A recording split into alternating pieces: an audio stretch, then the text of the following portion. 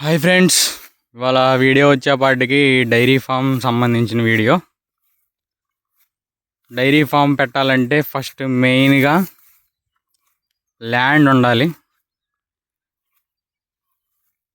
ఓన్గా షెడ్ ఉండాలి, ఎప్పుడు 365 days పచ్చగడ్డి అండ్ ఎండుగడ్డి అవైలబుల్గా ఉండాలి. ఏమీ లేకపోతే వీటిలో ఏ ఒక్కటి లేకపోయినా మీరు డైరీ ఫామ్ పెడతానికి అనర్హులు. సింపుల్గా చెప్పాలంటే పెట్టొద్దు. ఏమీ లేకపోతే ఈ మూడిట్లో ఏ ఒక్కటి లేకపోయినా పెట్టొద్దు. మెయిన్గా సొంత దొడ్లో shed, 24 hours water facility, cleaning and డ్రింకింగ్కి, ఎలక్ట్రిసిటీ అండ్ పచ్చగడ్డి.